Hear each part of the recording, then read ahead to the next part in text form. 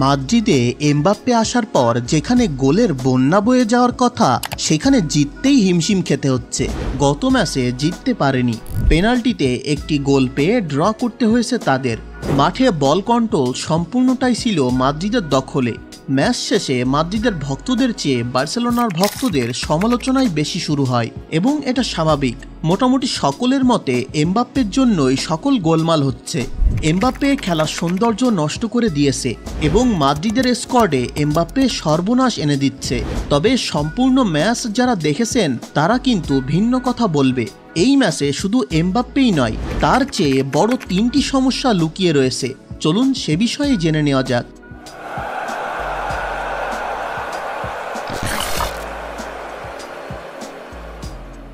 Mbappe এই ম্যাচে ভালো পারফরমেন্স দেয়নি তা নিয়ে কোনো সন্দেহ নেই, তবে একটি খেলোয়াড়ের পারফরমেন্স নির্ভর করে তার ব্যক্তিগত প্রচেষ্টা, টিমের কম্বিনেশন এবং কোচের ট্যাকটিক্সের উপর।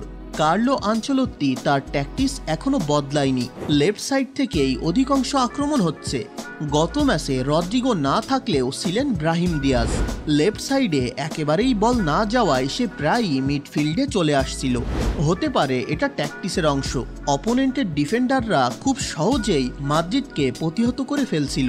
মিডফিল্ডারদের ডিফেন্স নামিয়ে এনে ভিনি এবং এমবাপ্পেকে ব্লক করে রাখলেই মাদ্রিদের গোলের সম্ভাবনা থাকবে না। এটা হয়তো লাস পারমাসের কোচ ভালো করেই বুঝেছিলেন। সুতরাং ট্যাকটিক্সের গতানুগতিকতা খারাপ পারফরমেন্সের একটা বড় অংশ। দ্বিতীয় সমস্যার কথা বলতে গেলে এসে যায় বেলিংহ্যামের অভাব। বেলিংহ্যাম মাদ্রিদের কতটা গুরুত্বপূর্ণ খেলোয়াড় তা হয়তো সবাই এখন বুঝতে পারছে। বেলিংহ্যাম ছিল মিডফিল্ড এবং ফরওয়ার্ডের লিঙ্কার। গতকাল সেই লিঙ্কিংয়ের অভাব মাদ্রিদের খেলায় দেখা গিয়েছিল। এখানে ব্রাহিম দিয়াজকে দিয়েও ট্রাই করাতে পারেন আনচেলত্তি। তৃতীয় এবং আমাদের মতে সবচেয়ে বড় সমস্যা ভিনিসিয়াস। সেদিন রাতে যারা আসলেই খেলা দেখেছেন তারা ভিনির উপর একটু হলেও বিরক্ত হয়েছেন। ভালো কাউন্টার অ্যাটাক তৈরি করার বেশ কয়েকটি সুযোগ ভিনির কাছে ছিল, আর সে এমবাপ্পেকে নিয়েই করতে পারত।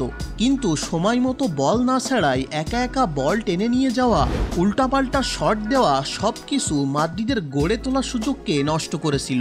এমবাপ্পে ভিনির কাছ থেকে যে বলগুলো পেয়েছে তার অধিকাংশই ইউজলেস। হয়তো ডিফেন্ডাররা তাকে ব্লক করে আসে, অথবা স্পেস ছিল কিন্তু পাস দেওয়ার আগেই এমবাপ্পে সে স্পেস হারিয়ে ফেলেছে।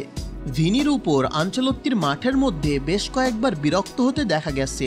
এমবাপ্পেকে সময় দিতে হবে। নতুন ক্লাব, নতুন টিমমেট, নতুন ম্যানেজার এবং নতুন ফরমেশন, কোপ করতে সময় লাগবেই, এটা স্বাভাবিক। ভিনির আচরণ কিছুটা অ্যারোগেন্স লক্ষ্য করা গেছে। এই অ্যারোগেন্স ক্রিস্টিয়ানো রোনালদোর মধ্যে ছিল। সে বল দিত না, একা খেলে যেত, কিন্তু মনে রাখতে হবে যে বল ফিনিশিং করত, ম্যাচ জিতিয়ে আসতো। তো ভিনিসিয়াস আর রোনালদোর তুলনা করাটাই বোকামি। তবে মাদ্রিদের এই সমস্যাটা নিশ্চয় কর্তৃপক্ষের নজরে এসেছে। মিডিয়াতেও ব্যাপকভাবে কাভারেজ হয়েছে গতকাল তাদের ম্যাচ। দেখা যাক কোনো পরিবর্তন লক্ষ্য করা যায় কি। তো ভিডিও আপাতত এতটুকুই, কথা হবে পরের ভিডিওতে। চ্যানেলটি সাবস্ক্রাইব করে সাথে থাকেন।